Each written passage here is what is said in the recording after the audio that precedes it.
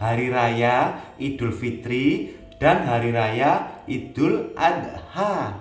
Jadi asal-usul Hari Raya Idul Fitri pertama kali dilaksanakan pada tahun kedua Hijriah. Kala itu berketepatan juga dengan kesuksesan dan kemenangan pasukan umat Islam dalam peperangan Badar.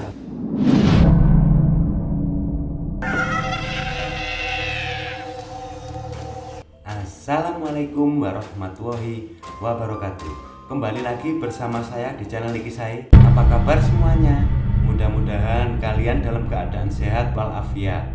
Itulah doa saya setiap hari buat semua teman-teman. Seperti biasa, biar kita kenal tambah deket, silakan absen. Namanya siapa, kotanya di mana. Dengan seperti itu kita jadi akrab, ya kan? Nah, channel Niki Sai ini kita akan mengupas kisah misteri, horor, dan sejarah yang ada di dunia ini. Sebelum ke ceritanya, mengingatkan kembali bagi yang belum, jangan lupa tekan tombol subscribe dan tekan tombol loncengnya. Terima kasih. Di kisah kali ini kita akan mengulas kisah sejarah asal-usul Hari Raya Idul Fitri. Dari berbagai sumber yang sudah saya rangkum tentu menghebohkan. Inilah asal-usul terjadinya Hari Raya Idul Fitri. Sudah siap? Sudah ready? Niki Sai ukai. Allahu Akbar, Allahu Akbar, Allahu Akbar. Sebuah kisah asal-usul sejarah Hari Raya Idul Fitri. Jauh sebelumnya, orang-orang Arab Jahiliyah sudah memiliki hari raya. Tradisi hari raya ini dilakukan dengan sangat meriah sekali. Mereka merayakan dengan cara bermain-main, berjoget-joget, dan bermabuk-mabukan. Dalam kitab Risalah fil Aqaid, Hadratus Syekh Muhammad Hasyim Asy'ari menjelaskan bahwa dahulu orang-orang Arab Jahiliyah memiliki dua hari raya setiap tahunnya, Hari Raya Nairuz dan Marjan. Biasanya mereka mengisi dengan mengadakan pesta besar-besaran. Pesta itu diisi dengan kegiatan mabuk-mabukan dan tari-tarian. Hari Raya Nairuz dan Marjan dulunya adalah hari raya orang-orang Persia kuno. Kemudian ketika di masa Rasulullah SAW, dua hari raya itu kemudian diganti dengan Hari Raya Idul Fitri dan Hari Raya Idul Adha. Jadi asal-usul Hari Raya Idul Fitri pertama kali dilaksanakan pada tahun kedua Hijriah. Kala itu berketepatan juga dengan kesuksesan dan kemenangan pasukan umat Islam dalam peperangan Badar. Hari Raya Idul Fitri juga mengandung sejarah, kemenangan, dan perjuangan umat muslim dalam peperangan Badar dan mengandung kemenangan umat muslim setelah sukses menjalankan ibadah puasa Ramadan sebulan penuh. Dalam sebuah hadis dari Anas bin Malik, Rasulullah SAW bersabda, kaum jahiliyah dalam setiap tahunnya memiliki dua hari raya yang digunakan untuk bermain-main. Ketika Rasulullah SAW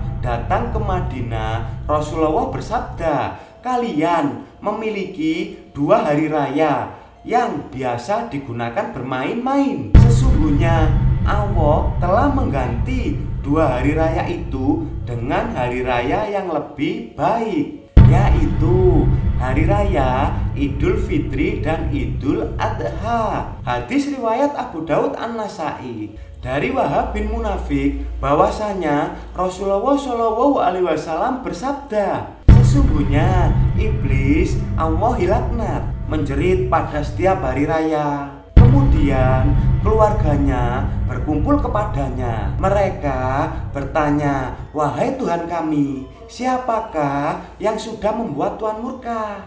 Sungguh akan kami pecah Iya. Kemudian iblis menjawab, tidak ada apa-apa. Tetapi Allah Subhanahu wa Ta'ala benar-benar mengampuni umat ini. Pada hari ini maka kalian semua harus membuat mereka sibuk dengan kelezatan-kelezatan, keinginan nafsu, meminum arak, dan kesenangan lainnya, sehingga Allah akan marah kepada mereka. Oleh karena itu, pada hari raya Idul Fitri sebaiknya kita menahan diri dari godaan nafsu, perkara-perkara yang dilarang agama. Kemudian perbanyaklah amal kebaikan. Nabi pernah bersabda bahwasanya ketika Idul Fitri tiba, diusahakan untuk bisa berzakat, berbuat amal kebaikan seperti sholat, berzakat, bertasbih, dan amal seluruh kebaikan. Sebab pada hari raya Idul Fitri dosa-dosa kita diampuni Allah, doa-doa kita dikabulkan Allah, dan Allah memandang kita dengan pandangan belas kasih. Pada malam hari raya Idul Fitri, jangan lupa kewajiban membayar zakat fitrah. Zakat fitrah dikeluarkan sebesar takaran 1 sok makanan pokok. Jika dikonversi ke hitungan kilo, para ulama masih berbeda pendapat untuk taksiran atau nilainya. Namun disarankan untuk mengeluarkan zakat fitrah sebesar 2,5 sampai 3 kilo untuk upaya kehati-hatian berzakat. Disunahkan membayar zakat fitrah sebelum sholat Id, dan apabila dibayarkan sesudah sholat Id maka hukumnya makruh. Apabila membayar zakat setelah 1 Syawal hukumnya adalah haram. Dalam hadis riwayat Ibnu Mas'ud, Nabi pernah bersabda bahwasanya ketika umat Rasulullah sudah melaksanakan puasa bulan Ramadan, kemudian pergi keluar untuk mengerjakan sholat Idul Fitri, maka Allah Ta'ala kemudian mengampuni dosa-dosa mereka. Setelah 1 bulan lamanya kita berjuang memerangi hawa nafsu, kini di hari yang fitri kita kembali dalam kondisi suci, terbebas dari dosa, saling memaafkan, dan berbenah diri lebih baik lagi. Ada beberapa sunnah Rasulullah SAW yang biasa dilakukan umat Islam pada hari raya Idul Fitri. Yang pertama, mengucap takbir. Kebiasaan Rasulullah SAW dahulu adalah bertakbir di malam hari raya Idul Fitri sampai pagi. Hari 1 Syawal di Indonesia sendiri ada sebuah tradisi mengumandangkan takbir yang unik, yaitu takbir keliling. Yang kedua, memakai pakaian yang terbaik. Dahulu kebiasaan Rasulullah pada hari raya Idul Fitri setelah mandi lalu menggunakan wewangian dan memakai pakaian terbaik. Di Indonesia hal ini malah menjadi budaya, harus dilakukan umat muslim. Biasanya suka membeli baju baru untuk digunakan di hari raya Idul Fitri. Yang ketiga, makan terlebih dahulu sebelum sholat Id. Bahkan pada hari raya Idul Fitri, umat Islam diharamkan untuk berpuasa. Nabi biasanya sebelum sholat Idul Fitri terlebih dahulu makan buah kurma dengan jumlah yang ganjil, bisa 3, 5, atau 7. Jadi untuk itu kita bisa meniru sunnah Rasulullah ini. Yang keempat, melaksanakan sholat Idul Fitri. Dahulu Rasulullah mengerjakan sholat Id agak sedikit siang, kira-kira saat matahari sudah setinggi tembok. kurang lebih ya 2 meter lah. Hal ini dikarenakan agar umat muslim memiliki banyak waktu untuk membayar zakat fitrah. Di Indonesia biasanya jumlah barisan jamaah sholat Idul Fitri akan lebih banyak sampai ke jalan-jalan, bahkan di lapangan. Tetapi saat sholat fardu menurun cuma sekitar 1, 2, atau 3 shaf saja. Yang kelima, mengunjungi tempat keramaian.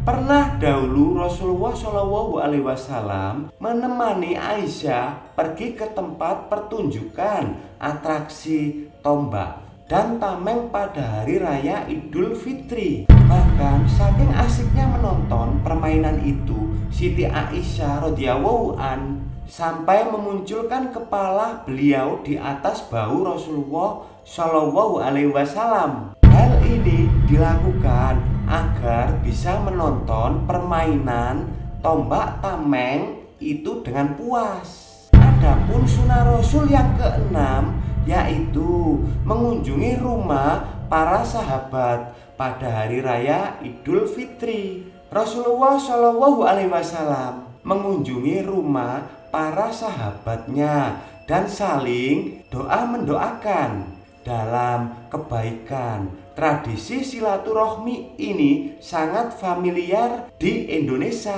di mana pada hari raya Idul Fitri biasanya umat muslim saling kunjung mengunjungi saudara dan tetangganya untuk bersilaturahmi. Ditambah lagi umat Islam biasanya memperbanyak sodako dan menyajikan aneka kue lebaran dan minuman yang lezat. Untuk para tamu yang datang, anak-anak kecil sangat suka apabila diberi ampau uang lebaran. Di dalam Islam sebenarnya Idul Fitri adalah hari raya kecil, sedangkan hari raya besar umat Islam adalah hari raya Idul Adha. Namun di Indonesia, lebaran yang paling meriah adalah hari raya Idul Fitri. Momen itu biasanya disempatkan sanak famili di perantauan untuk mudik dan berkumpul keluarga di kampung halaman. Semoga kisah ini dapat memberikan manfaat bagi kita semua. Amin amin ya robbal alamin. Terima kasih.